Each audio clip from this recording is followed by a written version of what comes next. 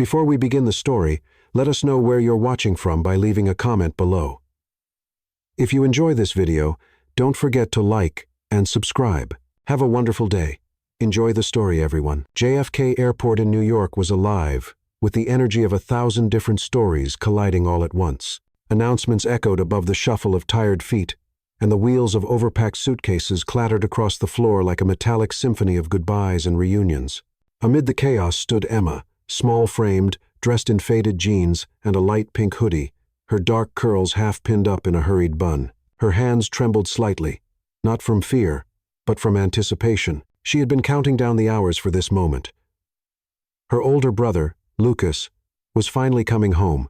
Emma clutched a handmade sign that read, "Welcome back, trouble," scrolled in purple marker. She shifted from foot to foot, eyes scanning the crowd of travelers spilling out from international gates. Her heart pounded, half joy, half exhaustion. Life hadn't been easy lately, double shifts at the airport cafe, worrying about rent, keeping her younger brother Owen's health in check. It all weighed on her, but today, for just a moment, things were supposed to feel lighter. And then, just ahead, a tall figure in a charcoal coat, short dark hair, carrying a familiar-looking leather bag, walking with the same posture Lucas always had. Without thinking, Emma rushed forward, her arms flung around the man's body, holding him tight. She buried her face in the lapel of his coat, breathing in the faint scent of musk and cedar. "Oh my God, I missed you so much," she said, her voice thick with laughter and emotion. "I thought you'd never." The man stiffened. Slowly, he peeled her arms off of him, and then she heard his voice, low, controlled, and confused. "I think you've mistaken me for someone else." His stomach dropped. When she pulled back, her eyes met piercing gray ones, unfamiliar, unreadable, and framed by a face she definitely didn't recognize. Chiseled, clean-shaven, with cheekbones sharp enough to cut glass and a presence so commanding that it silenced the world around him. She gasped, stepping back so quickly she nearly tripped over her own feet. I'm so sorry," she stammered, her cheeks flushed. "You look exactly like my brother." "I swear I wasn't, oh God." The man raised one brow, his mouth twitching just slightly. Not quite a smile, but something lingered there, curiosity. "Maybe it's all right," he said calmly. "Happens more often than you'd think, though usually not quite that enthusiastically." She wanted the floor to open up and swallow her whole. "I didn't mean to hug a stranger," she muttered, clutching her sign against her chest like a shield. "This is mortifying." He glanced at the sign and then back at her. "Emma," a voice called from behind her. She turned. The real Lucas stood there, waving, his bag slung over his shoulder. He looked nothing like the man she'd just assaulted with affection. Great. When she turned back to the stranger, he was already walking away, his coat swaying slightly with each step. He didn't look back. That should have been the end of it. But something about the encounter clung to her like static after a storm, the way he had looked at her. Not with ridicule, but with a strange, lingering attention. Something passed between them, brief but magnetic. Later that night, back in her tiny apartment, 2 trains away from the airport, Emma lay in bed, thinking about him. She didn't know his name. She'd never see him again. And yet her mind replayed the way his voice had sounded amidst the chaos, how everything had gone quiet for just a second. Who was he, and why did that mistake feel like something more? At dawn, the cafe was already buzzing, and Emma was behind the counter, her hair tied tighter than usual, trying to shake off the awkward memory. Her manager was barking orders. The espresso machine hissed, and Emma was focused on keeping her world small and predictable. Until the door opened, and he walked in same coat, same eyes, same quiet intensity. He looked around the cafe, small, modest, a place people came to forget the rush outside, and then he walked straight to the counter. Emma froze. He stopped in front of her, studying her face like he was memorizing it. "I was hoping you'd be here," he said. Her hands tightened around the coffee pot. "Do you want something?" she asked cautiously. He gave a small nod. "Coffee, black, made by you." She blinked. "He came back for coffee?" He leaned in slightly, his tone unreadable but teasing. "Let's just say I'm curious if your coffee is as bold as your hugs." For a moment, she didn't move. And then, despite herself, she laughed. The next morning, Emma tried to forget him. She wiped tables and refilled sugar dispensers with robotic precision. The memory of the accidental embrace at the airport clung to her like static. But she pushed it away, chalked it up to one of those embarrassing moments she'd laugh about in 5 years. maybe with enough therapy. The airport cafe wasn't glamorous. Fluorescent lights hummed overhead, and the linoleum floors were scuffed from the thousands of travelers who'd passed through. The smell of burnt espresso clung to everything. And yet it was Emma's little world, a predictable, steady rhythm she could count on in a life that rarely offered such stability, that is, until 9:04 a.m. The bell above the cafe door jingled. Emma barely looked up from the espresso machine, her hair frizzing from the steam, her apron already stained with mocha syrup. "Good morning," she greeted without glancing up, and then silence. A silence that made her spine stiffen. She looked up. There he was. The man from the airport. He wasn't just walking through the door, he was commanding the space, like gravity subtly bending in his direction. Same tailored coat, same watch that looked like it cost more than her apartment, and those same gray eyes that studied everything like they could read thoughts people didn't even know they had. James Harper. Of course, she didn't know his name yet, but soon the world would make sure she never forgot it. He walked straight to her register, her heart thudding somewhere near her throat. "You," she said, unable to mask her surprise. He smiled, just barely. "I was hoping you worked mornings. You came back for coffee?" "I came back for you to make it." She blinked, unsure if she was being flirted with or psychologically evaluated. "I'm not sure it's worth a second visit. I'm willing to take the risk." He slid into the far booth by the window without another word. And just like that, Emma's day had derailed. She made his coffee extra hot. No sugar, no cream. As she brought it over, her hands trembled slightly, and she cursed herself for caring. "Let me know if it tastes like disappointment," she said, placing it gently on the table. "I don't expect anything less than extraordinary," he replied. Meeting her eyes with infuriating calm, she retreated behind the counter and spent the next 20 minutes pretending not to look at him, but he didn't scroll through his phone or bury himself in a laptop like every other customer.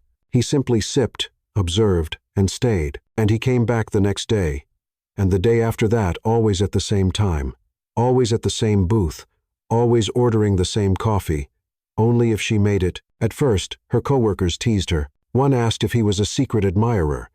Another whispered that he was probably a food critic in disguise. But Emma knew better. He wasn't interested in her coffee. He was interested in her, and that terrified her more than she'd like to admit. On the fourth morning, he arrived wearing a navy scarf that made his eyes seem bluer somehow.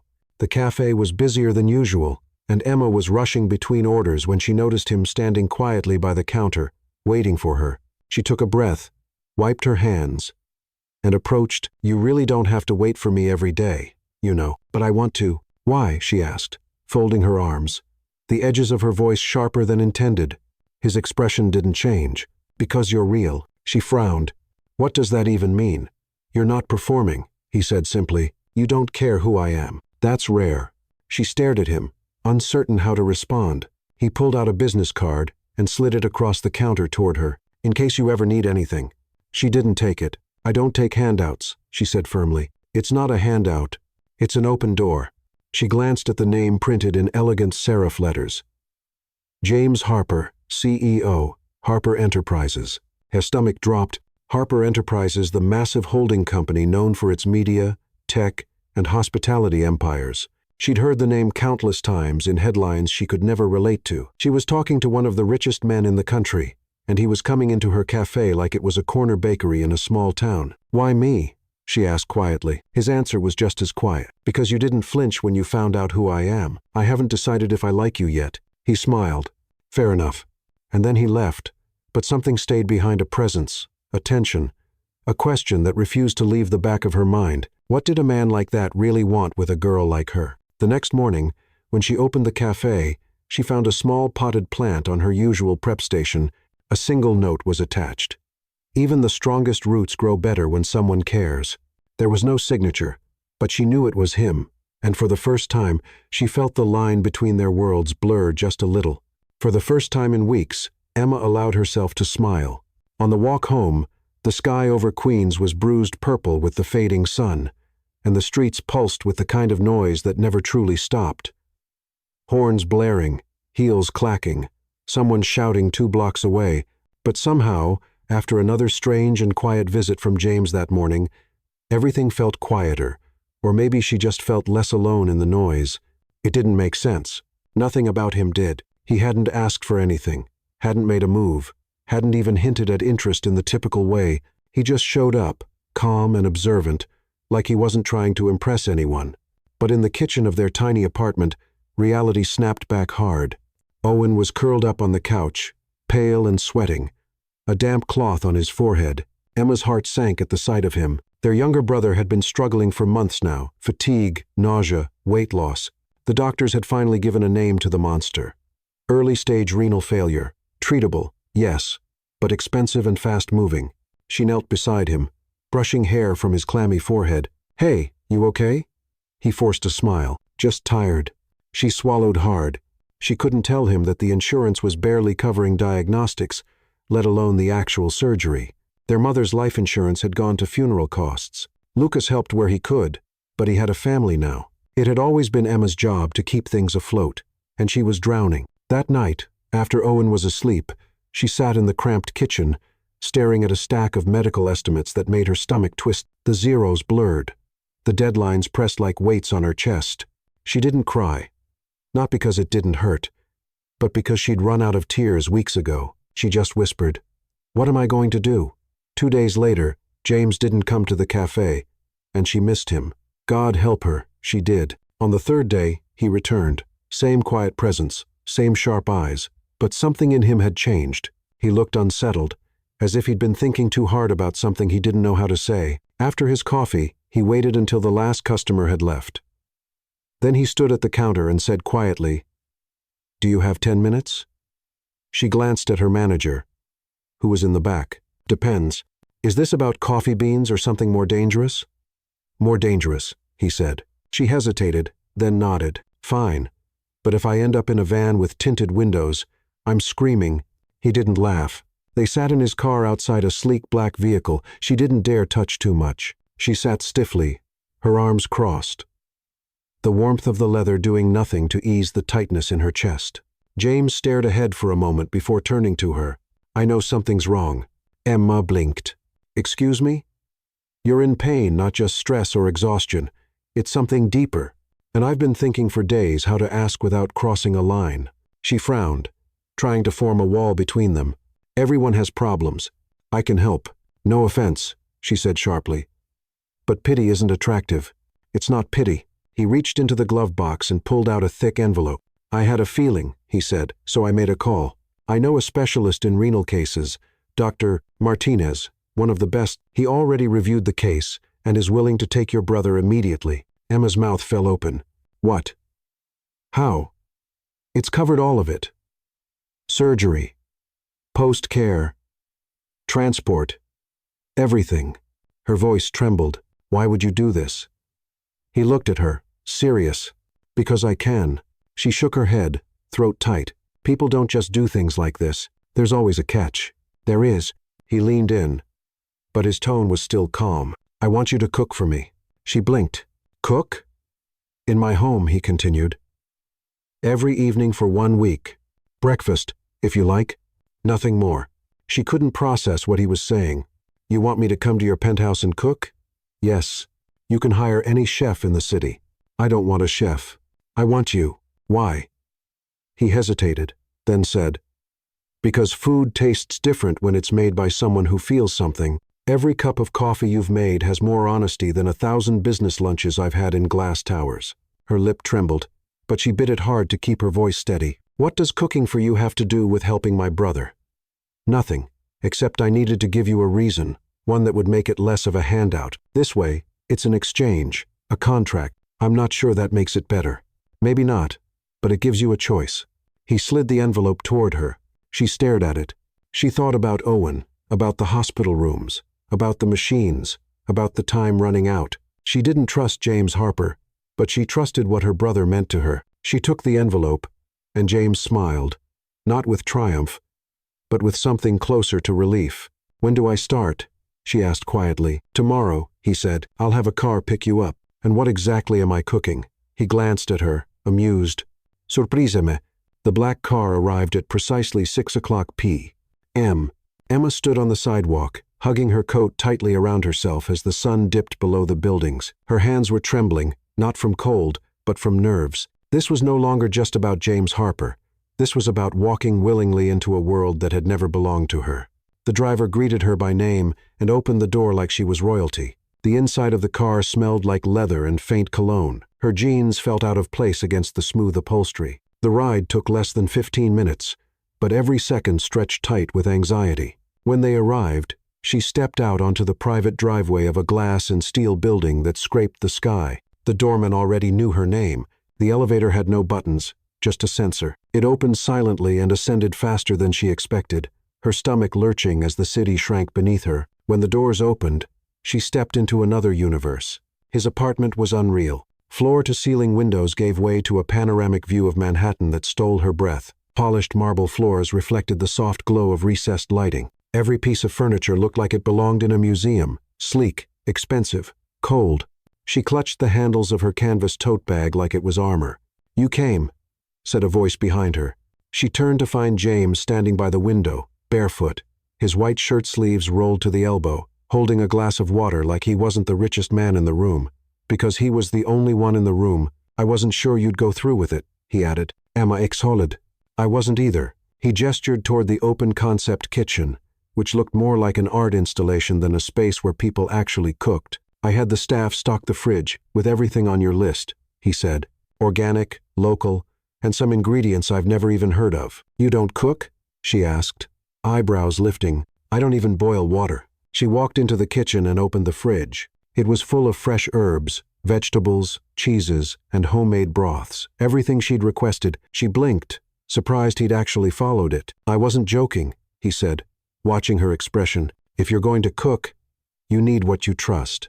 She gave a cautious nod, then pulled out the ingredients for her first dish: chicken stew with white wine, rosemary, and roasted garlic, simple, comforting hers.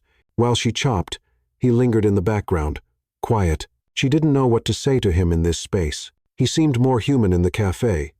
Here, he was polished, powerful, almost unreachable. "So this is your life?"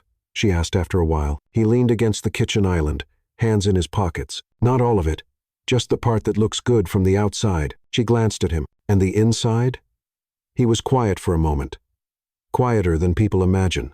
"Lonely," he said. His honesty caught her off guard. They didn't speak again until she served dinner, just 2 plates placed at a long dining table that could easily seat 20. The silence was thick, but not hostile. She sat across from him, watching him take the first bite. His eyes closed for a second, longer than necessary. "This is," he paused, "comforting. Not exactly a Michelin review, but I'll take it." He smiled faintly. "Do you cook like this every night at home?"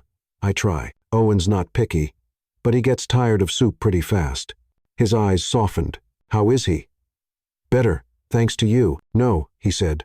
"Thanks to you for letting me help." She didn't respond. Instead, she took another bite and let the silence hold what words couldn't. Over the next few days, a rhythm formed. Every evening at 6:30, she arrived with a new recipe. Each dish came with a story: her grandmother's Sunday roast, a stew her mom made before long shifts, a pie she once sold at a church fundraiser. James listened, not the way men pretend to listen.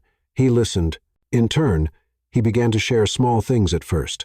His favorite books, the apartment he grew up in, cramped, noisy, full of shouting, the silence he bought later in life. He never interrupted, never rushed her. On the 4th night, as she made handmade ravioli, she asked, without looking up, "Why me, James?" He leaned against the counter, arms folded. "You don't pretend." She glanced at him. "Everyone pretends. You don't. Not even when you're scared." She didn't know what to say to that, so she rolled more dough. Later that night, after dinner, they stood by the window, looking out over the sparkling city. "You ever think about running away?" he asked suddenly. "Every day," she said softly. "Where would you go?" "I don't know," she replied. "Somewhere with silence and a kitchen." He chuckled. "You know, I've spent most of my life building walls. I thought it made me safe, but now I'm starting to think it just made me hard to reach." She turned to him. "What changed?" He looked at her. "You." That night, as she packed up to leave, he followed her to the door. "You don't have to come back tomorrow," he said quietly. She froze. He added, "If this feels too much." She shook her head. "I'll be here." Then she stepped into the elevator and left. But as the doors closed between them, Emma leaned her forehead against the mirrored wall and exhaled slowly. She was falling, and she wasn't ready for what came next. It started with the way he watched her, not with hunger, not with ownership, but with a kind of quiet awe, like he was studying something fragile, something he wasn't sure he deserved to touch. Emma noticed it more with each passing evening. She'd be stirring a sauce, and his gaze would linger not on her face, not on her body, but on her hands, on the care she gave to every motion. She'd laugh softly at a memory, and he'd pause, like he wanted to memorize the sound. There were no declarations, no dramatic moments, just presence. And somehow that was louder than anything else. By the fifth night, the edges of their conversations had softened. James sat on the marble island as Emma cooked something simple. Tomato bisque with grilled cheese made on rosemary focaccia, her favorite comfort meal. "Do you ever regret it?" she asked suddenly, without looking at him. "Regret what? Having all this?" She gestured toward the apartment money, power, the silence. He was quiet for a moment. "I used to think success would make the noise in my head stop," he said. "Turns out, it just changed the pitch." She looked up at him. "You mean it made it lonelier?" He didn't deny it. "Instead," he said, "I was 12 when I realized no one was coming to save me, so I decided I'd never need anyone again." "And did it work?" "For a while." She nodded. "I used to think if I just worked hard enough, I could hold everything together, but it turns out people fall apart no matter how strong you try to be for them." Their eyes met. There was something raw in the silence that followed. Not romantic, not yet, but honest, bare. And that was more dangerous than desire. After dinner, James offered her tea. She was about to decline when she noticed his hand tremble ever so slightly as he poured it. "Are you okay?" she asked. He set the teapot down slowly. "I've had nightmares for 20 years. Some nights I sleep, most nights I don't." She hadn't expected that. "What kind?" He sat down across from her, not looking for pity. Just unburdening. Fire. Screaming. Silence. Sometimes my father's voice, sometimes my own. She placed her mug down. "You don't talk about it with anyone?" "No one stays long enough to ask." "Well," she said softly, "I'm still here." He looked at her then, like he wasn't sure why that sentence hit him so hard. And that night, when she left, he didn't walk her to the elevator. He just stood in the kitchen, hands in his pockets, and watched her disappear. But what she didn't know was that he stayed up until 3 o'clock rereading a letter from his childhood, a letter from his mother, written before she left for good. And for the first time in years, it didn't hurt as much. On the 6th night, Emma brought a photo of her family. It wasn't intentional. It had been tucked into a recipe notebook she carried, but when it fell out onto the counter, James picked it up. "That's Owen," she said. "And Lucas, that was taken on my mom's birthday." He studied it carefully. "You look happy. We were that year anyway, before everything fell apart." He handed it back gently. "You were the glue, weren't you?" She gave a tired smile. "Stilam, does anyone take care of you, Emma?" The question lodged itself in her chest. "No," she said, "but that's not their fault. I never let them." He nodded, like he understood more than he let on. She looked at him. "What about you? Who do you call when everything falls apart?" "I don't." "Why not?" "Because I built a life where no one sees me fall." Her voice softened. "That sounds exhausting." "It is." They stood like that, between the countertop and a chasm of unspoken things. Neither crossed it, but something between them did. That evening, she found herself lingering longer after the dishes were washed. They sat on the floor by the fireplace, her back against the wall, his arm draped over his knee. "Tell me something you've never said out loud," she whispered. He thought for a long moment. "I hate champagne," he said. She laughed, not expecting that. "Seriously?" "I think it tastes like regret and burnt promises." She grinned. "Wow, that's oddly poetic." "Your turn." She bit her lip. "Okay, sometimes I pretend the cafe is a restaurant, a real one, with a menu I created, dishes I designed, just for a minute, just to feel like something is mine." He didn't laugh. Instead, he said, "You deserve more than a minute." Something shifted then. It wasn't grand, it wasn't cinematic, but it was real.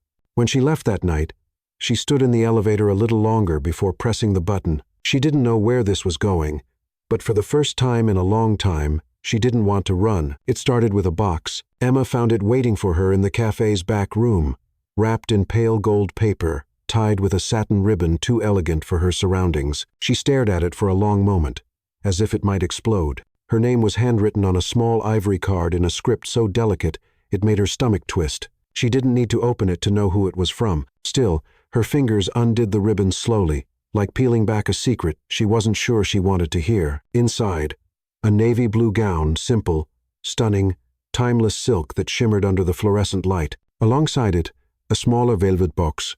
Inside that, a pair of delicate earrings and a matching bracelet. At the bottom, a note. Dinner, Friday at 8. Black tie. Don't argue. J. Her first instinct was to return it. Her second was to burn it. Instead, she sat there, holding the fabric, her thumb tracing the hemline. The dress was beautiful. More than that, it was intentional. He'd picked it for her, not something flashy, not something to make her someone else, but something that said, "I see you," and it terrified her. That night, she found him in the kitchen, leaning against the counter, sleeves rolled, sipping tea. "You could have just asked," she said, holding up the note. "I did. You ordered." He smiled. "Only because I knew you'd say no if I asked." She crossed her arms. "What is this dinner, exactly?" "A benefit gala for one of the hospitals we sponsor. It's a formal event. Press will be there. Donors, board members." "Ah, so you want to parade the charity case." He froze. "Is that what you think?" "I don't know what to think, James," she said. "You've been kind and private, and now suddenly you want to introduce me to the world." He set down the mug gently. "I want you there because I want you there. Not for anyone else." She hesitated. "I don't belong in your world," she said softly. He stepped closer, not touching her. "Just present. Then let me walk with you in yours." Friday came faster than she expected. The car was waiting, as promised, and when she arrived at James's apartment, the entire penthouse was quiet. He met her in the foyer, and for a moment, they both just looked at each other. Emma in the midnight blue gown, her curls pinned back loosely, a small clutch in her hand that didn't match anything. James in a classic black tuxedo, no tie. The top button undone, like elegance, was a second skin to him. "How you look," he started, then stopped. She raised an eyebrow. "Don't you dare say nice." He smiled, eyes never leaving her. "You look like the sky right before the stars come out." She blinked, caught off guard. Then he offered his arm, and she took it. The venue was breathtaking. Glass chandeliers, marble floors, music that floated through the air like perfume. Waiters passed with trays of champagne and truffle canapés. Emma's heels clicked nervously as they stepped inside. Every head turned, and every smile came with judgment behind it. She felt it instantly, the questioning eyes, the curious stares, the whispered speculation. She tried to keep her posture straight, her smile polite, but inside, her nerves were unraveling like thread pulled too tight. "Relax," James whispered at her side. "You're doing fine." "I feel like I'm on display," she murmured. "You are. So am I. That's their game. But we don't have to play." She tried to focus on the warmth of his hand on the small of her back, on the sound of his voice when he introduced her to colleagues. He never said who she was, never tried to explain her presence. He just let her be. But then came Sophia, blonde, tall, draped in scarlet silk and a smirk. She approached with slow confidence, drink in hand, eyes flicking over Emma, like she was lint to be brushed off a designer jacket. "James," she said smoothly, "didn't realize you were bringing your barista tonight." "Actually," James replied, "Emma's a chef." Sophia smiled without warmth. "Of course she is." Emma didn't flinch, not visibly, but inside, a sharp crack echoed, something between embarrassment and rage. Sophia leaned closer, voice low and condescending. "Just be careful, sweetheart. This world likes to eat girls like you alive." Before Emma could respond, James stepped forward, placing himself firmly between the two women. "Enough, Sophia." She looked startled. "I brought Emma because I admire her," he said clearly, "because she's intelligent, kind, and stronger than anyone in this room, and if anyone here can't see that, they don't belong at my table." The air went still. Sophia blinked, then turned sharply and walked away. Emma stood frozen. James turned to her, his voice soft again. "You okay?" "I don't know," she whispered. "Want to leave?" She looked around at the room full of masks and whispers, then back at him. "No," she said. "I want dessert." He laughed, genuine, full-bodied, and she realized she could survive here because she wasn't alone. Later that night, back in the car, her heels were off, and the earrings were tucked in her palm. "I'm sorry about earlier," James said. "I didn't think Sophia would be there." "I'm not," Emma said. He glanced at her, surprised. I needed to know what this feels like, she continued, to walk into fire and not burn. You didn't just survive, he said. You owned the room. She smiled tiredly. I still hate champagne. So do I. He reached over, gently brushed a loose strand of hair behind her ear. The gesture was quiet, but it sent something shivering through her. Neither said what they were thinking, but both knew the distance between them was almost gone. It started with a photo, one moment, one angle. A shot of Emma in the navy blue gown, her hand resting on James's arm, her head tilted slightly toward him in a half-laugh. The headline read, "Mysterious Woman Steals the Spotlight," beside billionaire James Harper. By morning, it was everywhere. Gossip, blogs, business news, social media. Every site had a different spin, some calling her a rising culinary star, others labeling her an opportunistic outsider, a few simply asking, who is she, and what does she want? But the worst weren't the headlines. It was the comments strangers who knew nothing about her dissecting her face, her dress, her body, accusing her of chasing money, mocking her background, dismissing her as nothing more than a gold digger with a pretty smile. By the time she arrived at the cafe that morning, she already knew something had changed. The place was buzzing, not with coffee orders, but with her name. "Hey, celebrity," a coworker teased. "Don't forget us little people when you move into a penthouse. Did he buy you that dress too?" Someone else asked, laughing. Her manager pulled her aside. "You might want to take a few days off," he said gently. "It's gotten loud." Emma nodded, heart pounding, but said nothing. She walked out before her hands could start shaking. She didn't go home. Instead, she walked through the city, past strangers glued to phones that might be showing her face, past boutiques with mannequins that wore the kind of life she never imagined for herself. By the time she reached James's building, her shoes were blistering her feet, and her anger was burning hotter than ever. She didn't wait for the elevator. She took the stairs 15 floors. She needed the ache in her legs to match the one in her chest. He opened the door before she could knock and just stood there. "Emma." "You knew," she said, voice sharp. "I didn't know this would happen. But you knew something would. You invited me into your world like it wouldn't cost me anything." He stepped aside to let her in, but she didn't move. "I should have seen it coming," she said.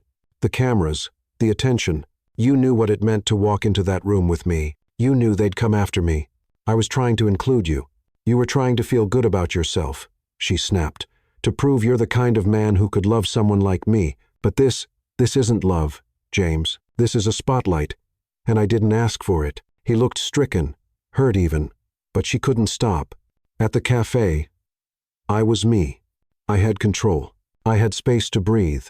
But now I'm a headline, a punchline, and I'm not built for this. "I never wanted to hurt you," he said softly. "But you did," she whispered.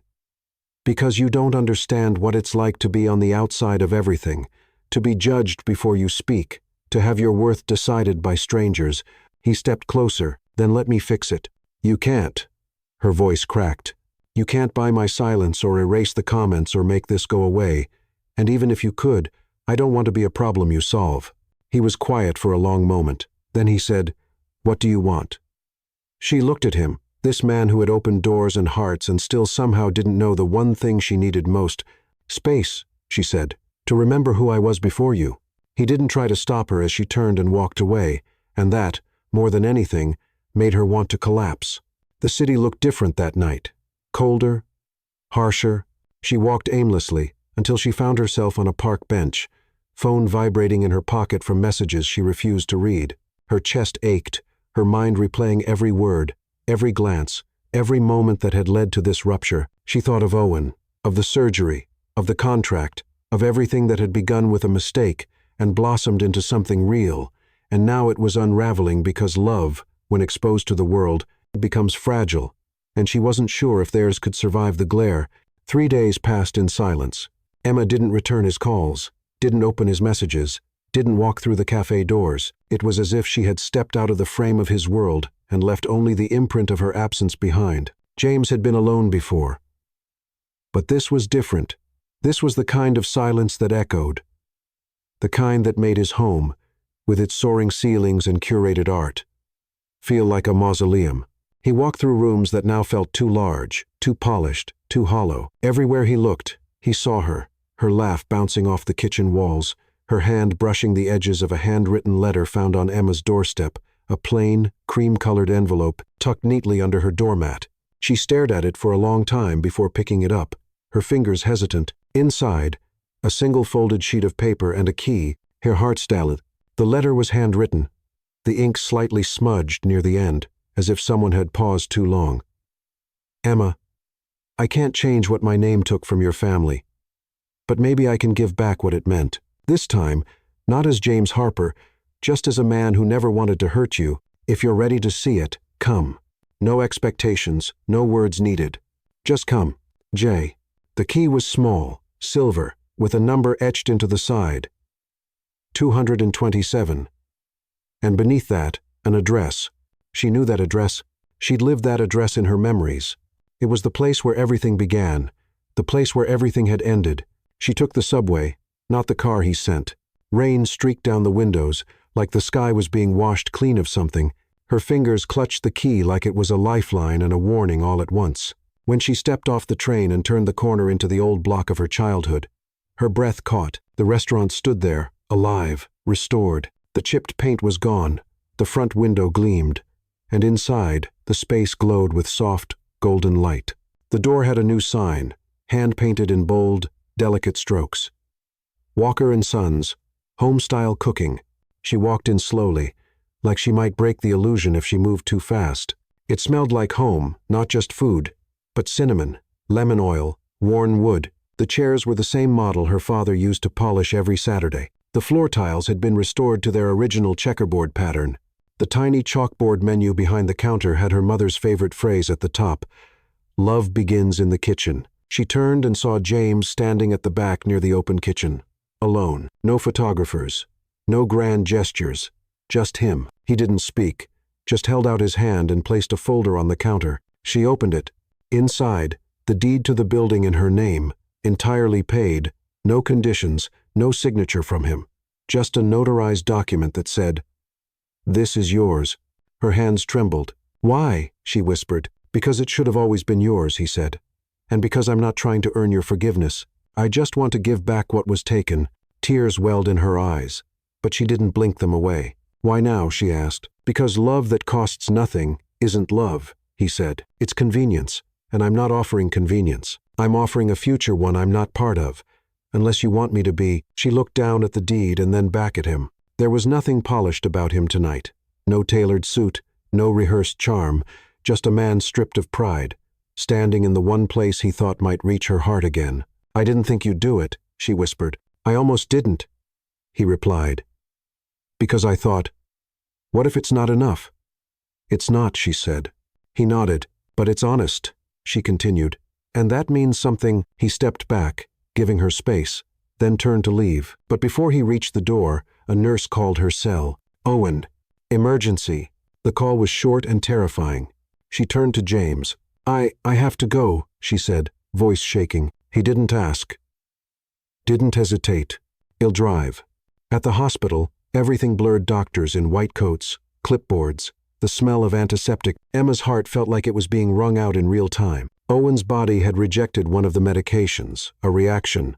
Nothing fatal, but serious enough to require overnight monitoring and new labs. Emma's knees gave out in the waiting room. James sat beside her, didn't speak, didn't touch, just waited. When the doctor finally came out and said Owen was stable, the weight of it hit her like a wave. She sank forward, breathing hard, and James caught her, not possessively, not protectively, just there. And in that moment, she realized this was what love was.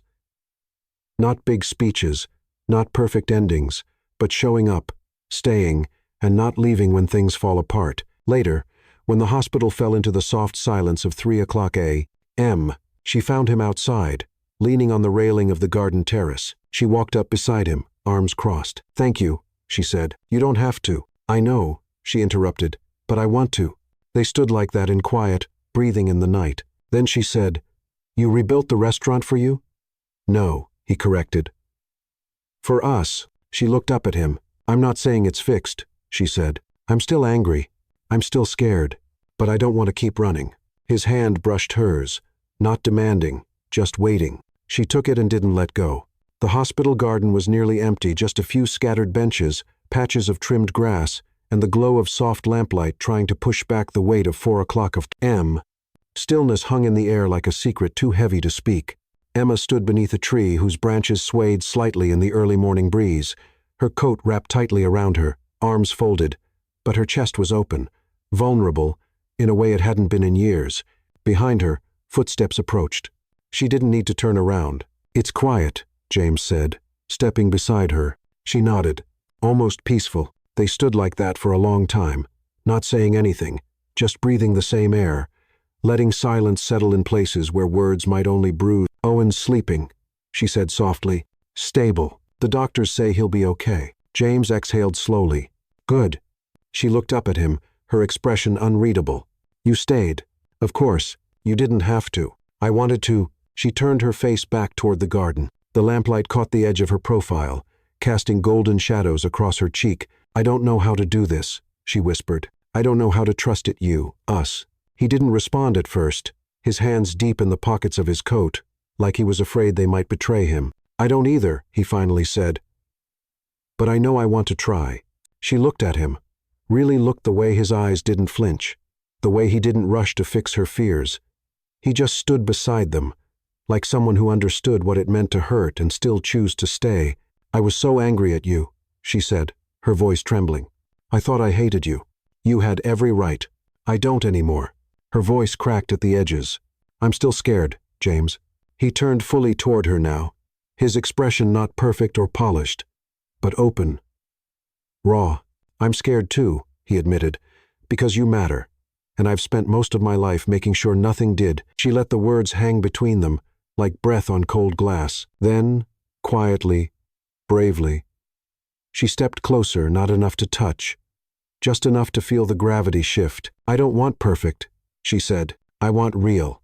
And that was when he reached for her, not with urgency, with reverence. His fingers brushed the edge of her jaw, feather light. His thumb traced the line beneath her cheekbone, like he was learning her by memory. Her eyes fluttered closed, and he leaned in slowly, so slowly she could feel every second of hesitation. And then, finally, his lips met hers, soft, certain, unrushed. It wasn't a kiss of fireworks or fairy tales. It was a kiss of truth, of surrender, of two people who had walked through fire, carrying their own ashes, and somehow still found their way back to warmth.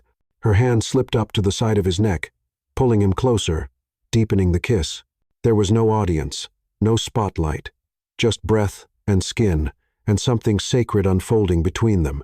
When they pulled apart, her forehead rested against his, eyes closed. He whispered, "Does this mean you're done running?" She smiled. "Just barely. No promises." His laugh was quiet. "Fair." Then she looked at him, her voice steady now. "But I want you to know I'm not going anywhere tonight." He reached for her hand, laced his fingers through hers. "Then stay," he said. They stood like that, wrapped in silence, holding on to something that had taken months and lifetimes to build. And in that moment, beneath the stars and hospital lights, neither of them was alone anymore. The following week was silent, but not in the old, lonely way. It was the kind of silence that came when the noise inside you finally quiets down, when the storm passes, and you realize you're still standing. Emma spent her days between the hospital and the restaurant, which was now actively being renovated with workers coming in, fresh paint being applied, chairs arriving wrapped in plastic. She tended to every detail, as if she was rebuilding not just a place but herself as well. James never asked if he could show up. He just came, not every day, but enough to make Owen laugh, to help carry boxes, to bring breakfast wrapped in cloth napkins with notes that said things like, "You're allowed to be tired," or "You don't have to do it all alone." He never invaded. He offered, and Emma accepted. On Saturday night, he invited her to dinner, but not in an elegant restaurant nor in a private room. When she arrived at the address, she found a small wooden door beneath a marquee with twinkling lights.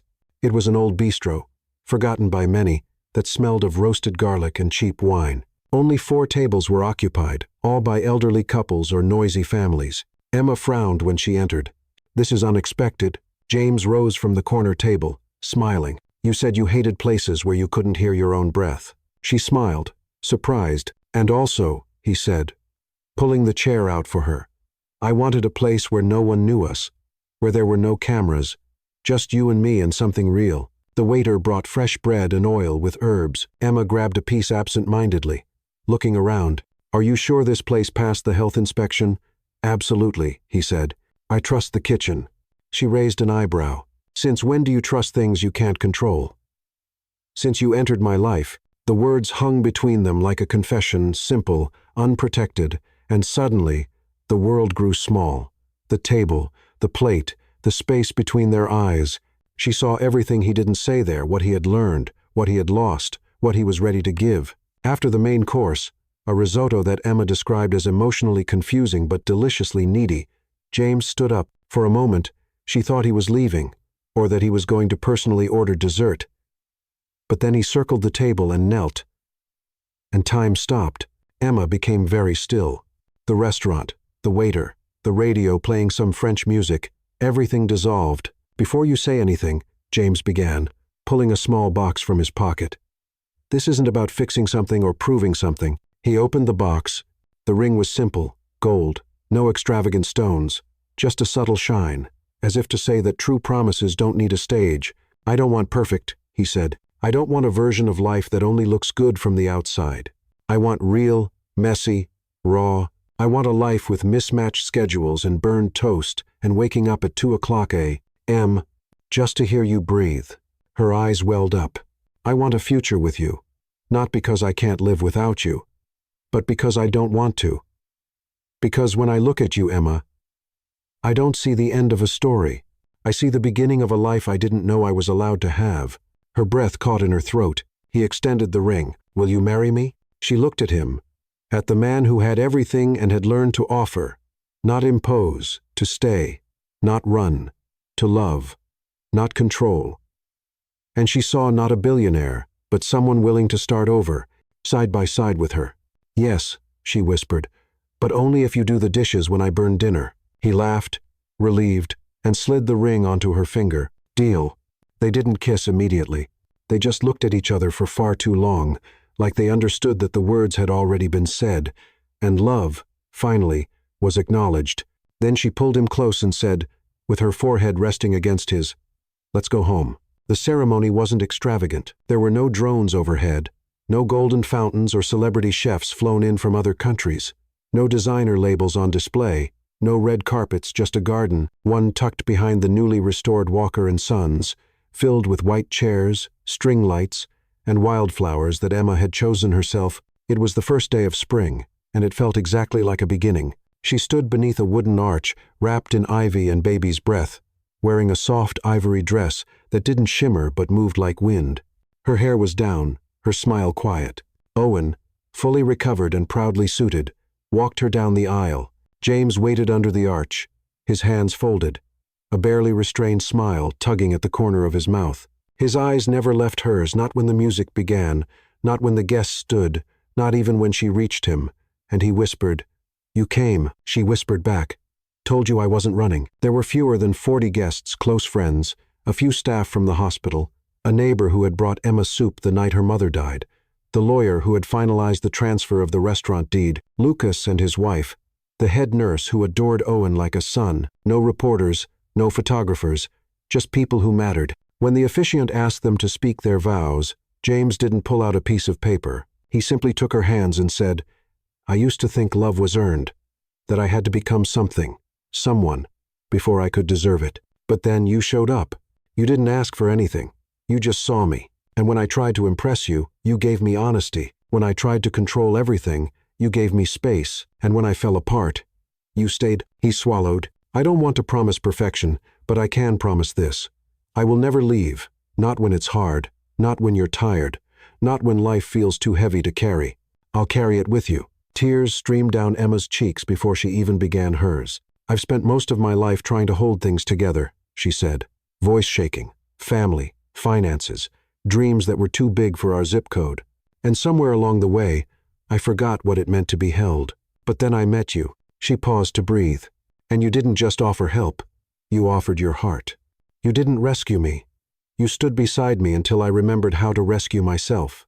You reminded me that softness doesn't mean weakness, and that love doesn't mean losing myself." She looked into his eyes, steady and sure, So I don't promise to always be calm or graceful or even on time, but I promise to fight for us, to forgive, to laugh, to tell you the truth, even when it's hard, and to build something honest, one small, real moment at a time. When the rings were exchanged, their hands trembled, not from nerves, but from the weight of everything those bands would now carry.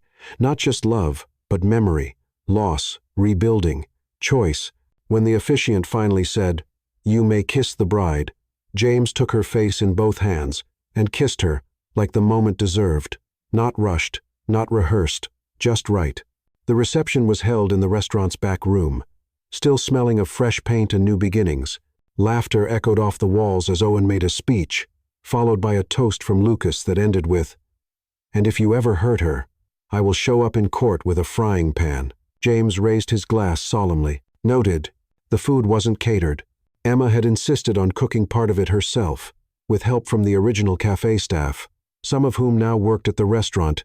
The menu was filled with dishes from her childhood, recipes handwritten in a notebook her mother had left behind. There was no wedding cake, just 3 tiers of lemon pie with toasted meringue, because cake is a scam, as Emma had declared with finality. Weeks before, they danced slowly, barefoot, in the middle of the room, surrounded by string lights and quiet music. And at one point, James whispered, "Do you ever think about that hug in the airport?" She smiled against his chest. "Every day. I'm glad you made that mistake." "Me too." Then, at night, long after the last guest had gone home, they sat alone in the restaurant kitchen, floor scattered with flower petals and confetti. No shoes, no noise, just them. And he said, "What now?" She looked at him, took his hand, and said, "Now we live." And that was the real beginning, not because it was perfect, but because it was theirs. Love doesn't always arrive when we're ready. Sometimes it shows up in the middle of chaos, uninvited, unexpected, and impossible to ignore. Emma didn't fall in love with a billionaire. She fell in love with a man who stayed when it was hard, who listened without fixing, who gave back what life had taken from her, not with diamonds or promises, but with quiet presence and patient truth. And James, he didn't buy love. He learned it, slowly, imperfectly. With every moment he chose honesty over ego, humility over pride. And her, again and again, because real love doesn't live in luxury. It lives in small kitchens, hospital gardens, handwritten notes, and the kind of courage it takes to say, "I'm not leaving." So now, ask yourself, what kind of love are you willing to fight for?